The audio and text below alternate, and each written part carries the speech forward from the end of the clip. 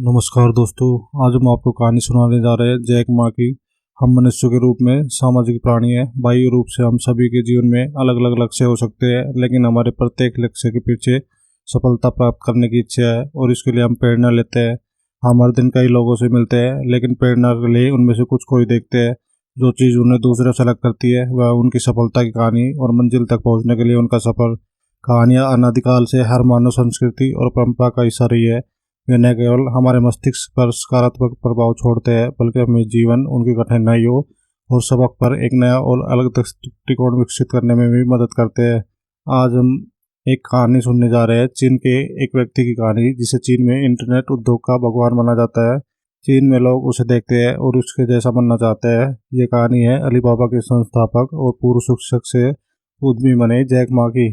Jack Ma Alibaba के संस्थापक है, जो चीन में एक ई कॉमर्स दिग्गज है और एक सहयोगी कंपनी अलीपे में एक हितधारक है, जो एक ई पेमेंट पोर्टल है। वह चीन के सबसे अमीर आदमी है। हालांकि अलीबाबा चीन के बाहर एक घरेलू नाम नहीं है, लेकिन इसकी कीमत फेसबुक से अधिक है और यह अमेजन और ईबे की तुलना में अधिक प्रक्रिया करता है।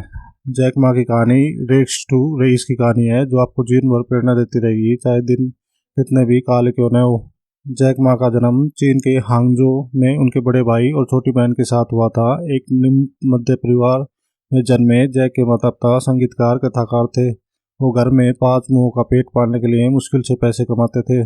पूर्व अमेरिकी राष्ट्रपति रिचर्ड निक्सन को धन्यवाद, जिन्होंने हांगजो में पर्यटन की स्थिति को सुधारने में महत्वपूर्ण भूमिका निभाई और जैक मा ने इस अवसर का अधिकतम लाभ उठाया।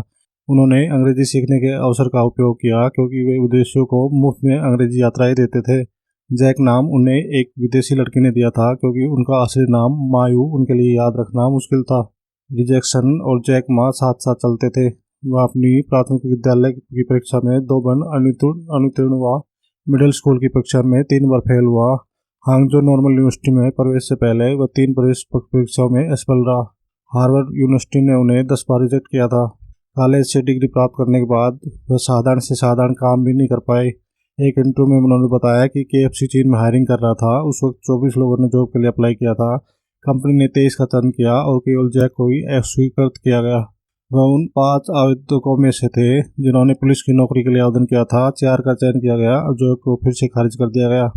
एक उद्यमी के रूप में अपनी यात्रा के दौरान जैक के 2 प्रारंभिक उद्यम विफल हो गए और अलीबाबा उनका तीसरा उद्यम था।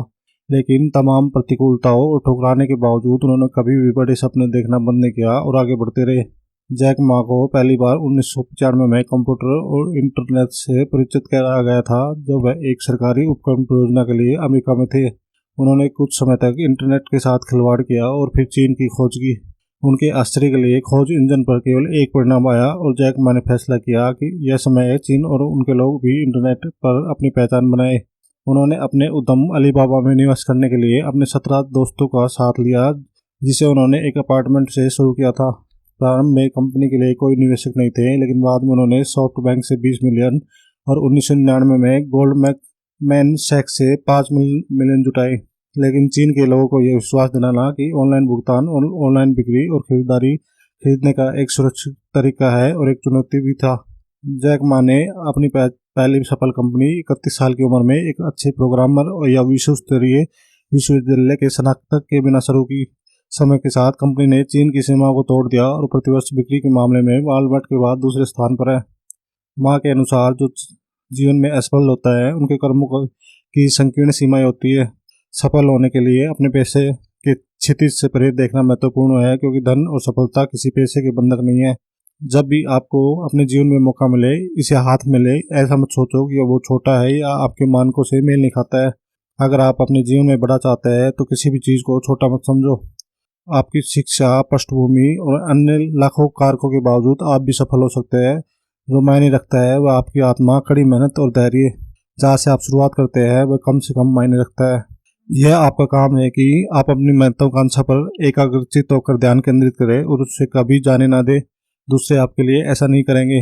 लोग चाहते हैं कि सब कुछ स्विफ्ट हो जाए। क्या होगा अगर स्विफ्ट का मतलब है कि असफल होना है और सफलता से पीछे हटना?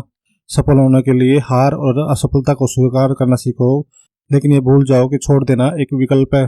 जैक मा की कहानी एक फिनिक्स की राख से उठने की कहानी है।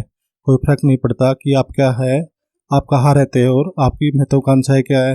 हम सभी सबसे प्रेरणादायक और प्रभावशाली उद्यमी जैक एमे की कहानी से सीख सकते हैं।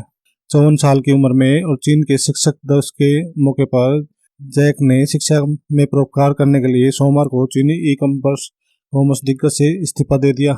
एक साक्षात्कार में श्री मा ने कहा कि उनकी सेवानिवृत्ति एक युग का अंत नहीं है बल्कि एक युग की शुरुआत है।